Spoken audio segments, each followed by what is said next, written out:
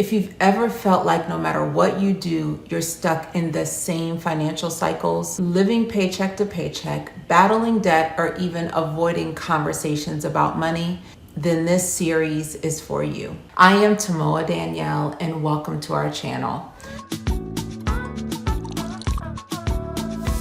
Have you ever stopped to ask yourself why money feels so stressful?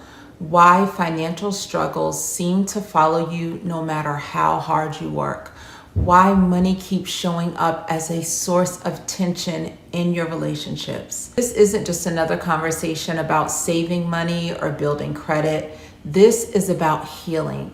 Healing from the financial wounds that have shaped the way you think, feel, and interact with money, many of which you may not even realize are there. And I know this because I have lived it. For years, I thought my financial struggles were just basically about not having enough. I thought if I could just make more, everything would be fine. I used to think I had this bad money karma, but no matter how much I made, I found myself repeating the same patterns, the same cycles over and over again, feeling guilty about spending, afraid to look at my bank account, and making financial decisions from a place of fear rather than a place of confidence. And worst of all, these money struggles weren't just about money. They were affecting my relationships, my self-worth, and my peace of mind. That's when I realized something. Financial healing is about so much more than numbers. It's about the story we've been told about money. It's about our emotional wounds that we carry from our past experiences, the way that we grew up. Whether growing up in a household where money was a struggle, being in a relationship where finances caused tension, or even just the messages we absorbed and heard from society about success and security around money. And if we don't address these deeper wounds, no budget, no strategy, no amount of income will ever be enough to change our financial reality. That's why in this 4-part series, we're doing the real work. We're not just talking about money, we're talking about the root of financial trauma, how it affects our everyday life, how it affects our relationships, and most importantly, how we can break the cycle and break free. Here's what we're going to be diving into. Part 1 will be about understanding financial trauma, where it comes from, and why it keeps repeating in your life. Part 2 is healing your relationship with yourself, because let's think about it. Your self-worth and your mindset are deeply connected. And part 3 is about how financial trauma impacts relationships, whether it's our romantic relationships, our family relationships, or even our business partnerships. And lastly, part 4, how we move forward with true financial healing, rewriting our money story, and creating abundance without fear and without guilt or shame. The reason why all of this matters now is because if you've ever felt like you weren't in control of your financial future, if you've ever felt like no matter what you do, money feels like a constant stressor, if you're ready to break free from the weight of financial trauma and start building a future where you feel confident, you feel empowered, and you feel at peace with your money, then stay with me, because this series is going to change the way you see money, your relationships, and most importantly, the way that you see yourself. So before we get started, I want you to leave a comment below. I want to know, what's the one thing about money that stresses you out the most? I really want to make sure that we are continuing these conversations and that I'm understanding exactly what you need, because the healing that we have, it brings awareness. So now that we set the stage and you know exactly what we're about to get into, I want to start with part 1, in which we will uncover financial trauma, how it shapes our lives, and most importantly, how we can start breaking free from it today. What if I told you that your financial struggles and relationship conflicts aren't just bad luck? They are patterns. They are patterns that are deeply ingrained within us. You may not even realize that they are inherited, But here's the thing. You can break the cycle. We can break the cycle. And in this 4-part series, I'm going to show you how. So let me ask you, have you ever found yourself in the same money struggles over and over again? Maybe you're in debt. No matter how much money you make, the financial stress keeps showing up over and over in your relationships, in your world, creating resentment, having arguments, or even a breakup. If any of this sounds familiar, trust me, you are not alone.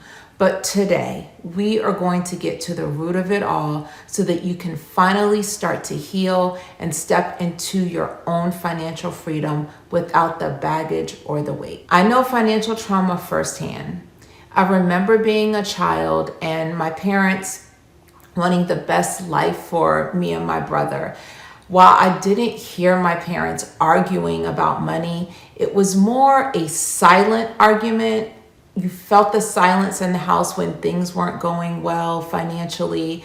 They weren't really talking about their finances, but there was a tension, anxiety and fear that I felt as a child. I couldn't identify it then.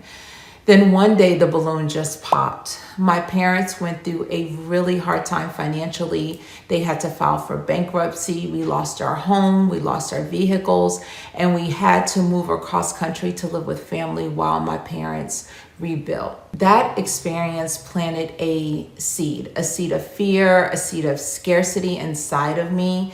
And those fears they don't disappear. The things that happened to us growing up. It showed up in my decisions and my relationship decisions. And it also showed up in my self-worth and how I looked at myself when it comes to money. Have you ever been afraid to check your bank account, even if you have enough money? Have you ever felt guilty for spending money on yourself, even when it's something that you need? Have you ever avoided a financial conversation with your partner because it felt too uncomfortable? If so, again, you're not alone. And for me, the moment I realized I had financial trauma was when I found myself repeating the same money patterns, the same money cycles over and over that I had seen growing up. I had money, but I was afraid to spend it. I would go back and forth between overspending and being overly restrictive, and relationships, my marriage. The money definitely played a role there too. I've been in situations where financial stress led to arguments, it led to avoidance, and even resentment. So let's break down exactly what financial trauma is. Because a lot of people think that financial trauma means just being broke or making bad money decisions, but it goes way deeper than that. Financial trauma is the emotional and psychological stress that is caused by money struggles, financial instability, or deep-rooted beliefs about money. So some things that happens when it comes to financial trauma in childhood is watching your parents struggle, watching them fight over money, or even experience a financial loss. Many people have fear, anxiety, or guilt attached to money when it comes to their relationship about money without even realizing it.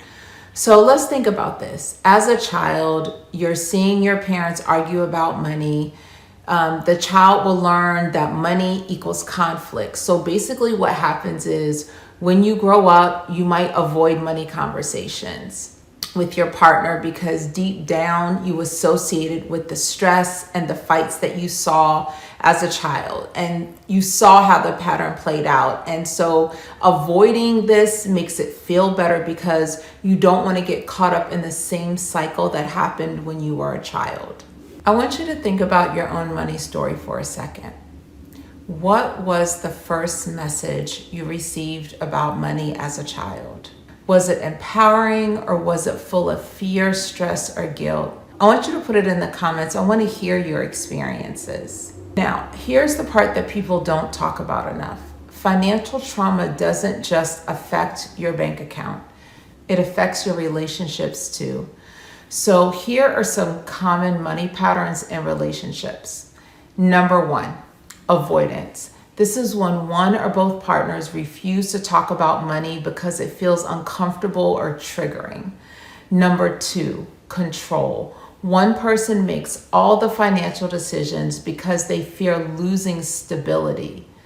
Number 3 is resentment, and that's when one partner feels like they're carrying all of the financial weight while the other feels powerless. So for me, the way this showed up with my ex-husband would be the resentment. I was carrying all of the financial weight, making sure things were okay financially for us when it came to budgeting, when it came to our bills, making sure things were paid. But I kept the rein on the control because of my past and what happened with my family.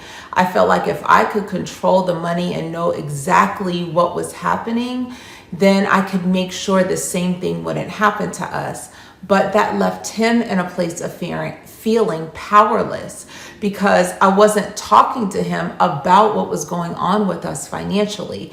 And then if he would ask me questions or there were times when I felt stressed out about the money, I just took all the ownership of it. I didn't share it. So then I felt resentment towards him. He wasn't doing anything wrong. And then he felt resentment towards me because I wasn't sharing the information with him. And this pattern of the lack of communication, of the resentment, of the wanting control, was exactly the reason why we had so many financial problems. It wasn't because of the money itself. It was because of the lack of communication and the fact that we were both coming from 2 different households, 2 different sets of money traumas that we were not discussing with one another. So I've seen couples literally break up over financial stress.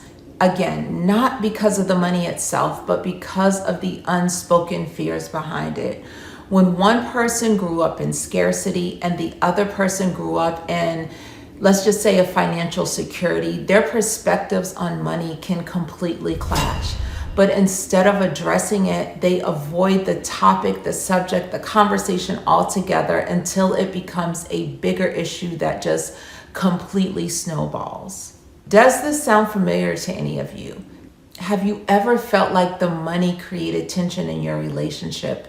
If this is true, drop a money emoji in the comments because it's time to change all of that. It is time for us to break the cycle. And the first steps in doing this is healing. So the question is, how do we break the cycle? How do we stop repeating the same money struggles we grew up with? So step 1. Identify your subconscious money beliefs. So you start by writing down your earliest memory of money. Was it positive? Did it feel negative? How did it make you feel? This will give you insight into your beliefs that you still carry today. Number 2, challenge the beliefs that no longer serve you. If you grew up hearing things like money is hard to make, I want you to rewrite that belief to something like money flows to me easily because I create value. You have to reprogram the way you think about money. You have to rewire your thoughts, or else those old beliefs will keep running your financial life on autopilot. Number 3, have the conversation. Whether it's with your partner, a family member, or even yourself, because you have to talk to yourself about money. You have to start talking to everyone about money in a new way. You have to replace your fear with curiosity. Instead of we can't afford that, say how can we afford that? Your language matters. The language we use is so important. The language that we speak to ourselves, the language that we speak to others, because the language that we speak is what's in our mindset. It's what's internally driving what we do on a daily basis. It comes out in our actions. It comes out with what we manifest in our everyday lives, specifically when it comes to our money mindset. We have to start rewriting these stories. So I want you to put in the comments, I would like for you to tell me at least one money belief that you're ready to let go of. It could be something like, I'm bad with money, I'll never be financially free. Whatever it is, I want you to put it in the comments so that we can rewrite your story together. We are doing a 4-part series on healing. So this is just the beginning. So in part 2, we're going to be diving into your healing of your relationship with yourself, because how you treat yourself financially sets the tone for everything else in your life. So make sure you subscribe and hit that bell so you don't miss it. I want us to heal financially together. It is going to heal our spirit, our minds, our relationship. If any of this resonated with you, share it with someone who needs to hear this message, and let's break the cycle together. And lastly, remember, you are your greatest value. You are your greatest asset. Take care.